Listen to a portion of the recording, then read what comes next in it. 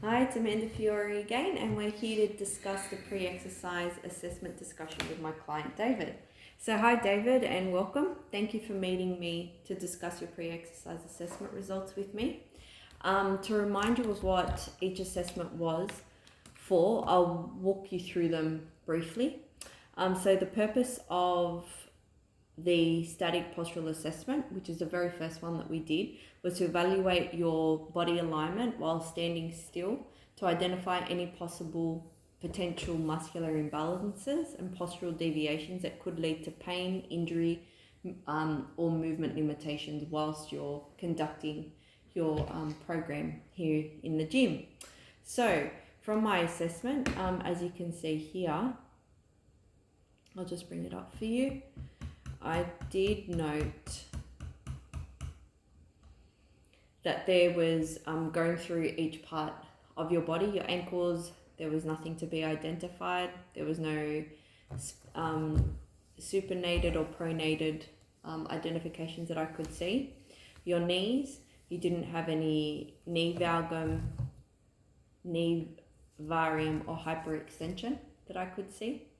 Your pelvis, I did identify an anterior pelvic tilt, which is very common in the society that we live in today, especially being seated and being in front of computers and at desks quite often. I did also notice a lumbar spine, lordosis posture, which I will go through with you in a little bit more depth in just a moment. So your thoracic spine was all okay. There was no kyphosis, rounded of your shoulders or winged shoulders. Although I did, your thoracic spine was no kyphosis. Your shoulders were not rounded and your scapula was not winged. Going into your neck and your cervical spine, I did notice that you did have a forward head tilt though. Again, very in keeping with our findings. So from my assessment, I have noted that you have got something called lower cross syndrome, which I mentioned before, which is a muscle imbalance around the pelvis and the lower back. I noticed an anterior pelvic tilt, which I have corrective exercises for that can assist with this. An anterior pelvic tilt involves the shortening and tightening of certain muscle groups while the opposing muscles become really lengthened and weakened. As you can see in this image here, I'll make it a little bit bigger for you. There you go. Where the cross is identified is where the muscle imbalance is here and is evident in the way that you sit, as you said, because of the desk job and doing paperwork or picking up items off the floor. That would make that happen.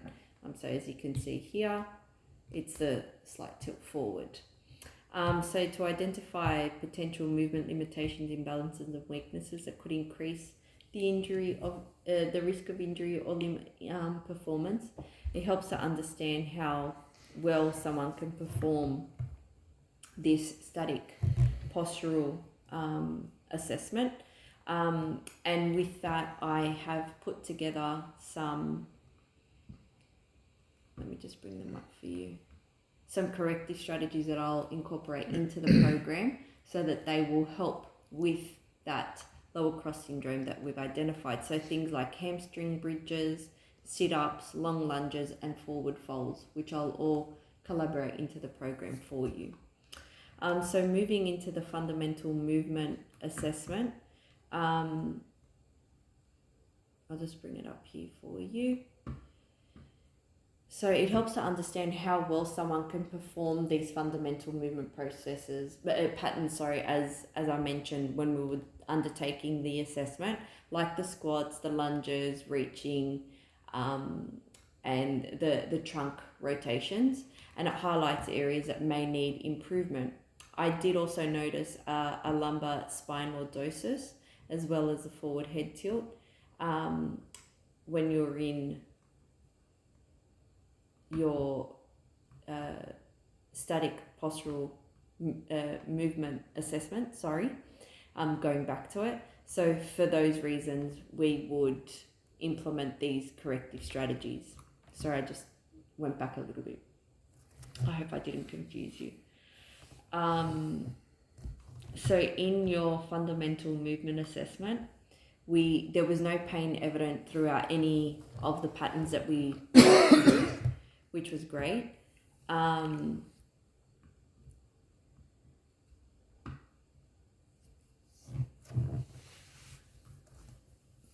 The only thing that I did notice in your squat pattern was that your ankles didn't remain in a neutral position, which means that there are corrective strategies that we can put into place to assist you with being able to maintain that whilst you're actually doing the exercises throughout the program. So we went through the squat, which is what I identified here, but obviously there was no pain, so that was fabulous. We could still continue with the movement. Then we went into the split squat of the left leg, everything was fine. The split squat of the right leg, all was fine as well. Then into the hip hinge, the banded row, the high-low row. As you can see, all is showing that you are meeting the criteria. The push-up, the overhead press, and the trunk rotation, which was all done within the criteria that needed to be met. So there was no pain identified throughout any of them.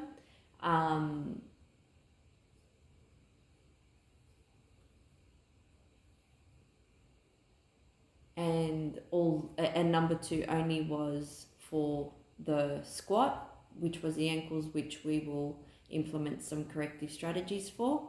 And then a 3 was if you were meeting all the movement criteria correctly, which you did for all of them apart from the squat. So the corrective strategy that I've put into place for the squat pattern is a warm-up focus, which is a dynamic stretch and a mobility stretch of calf pumps, and a cool-down focus, a static stretching of a banded calf stretch. And then that's for your ankle mobilization to help with the ankle roll. And then for the hip mobilization, it's an active pigeon stretch and a hip flexor stretch. Your lateral hip activation is your banded crab walks. And then your movement progression, as you are able to, would be a heel elevated squat. But obviously these are things that I'll assist you with going through. So all these exercises will target areas of the squat pattern, for example, the ankle, as I said, the hip, and the lateral hip mobilization, as well as a progression of the exercise. By including these exercises, you'll have a better capacity for the movement, be better able to perform the exercise, and reduce your risk of injury. So after that, we went into the balance assessment, which, as I mentioned, we had 3 tests that we could conduct. I chose to do the standing balance test with you. On your left leg, your best result out of the 3 was 38.12 seconds.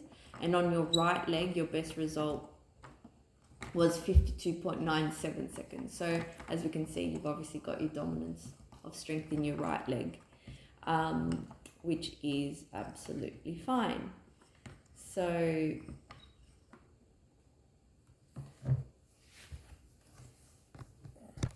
okay, so going back to the squat pattern, the fundamental pattern movement that I identified that needs some attention, something that you would steer away from completely would be something like a hip thrust, because that shifts the focus away from the knee dominant movement of the squat and can lead to poor muscle development of the squat if that's something that you went down. So it's just very important for you to be mindful of that and to keep that in the back of your mind.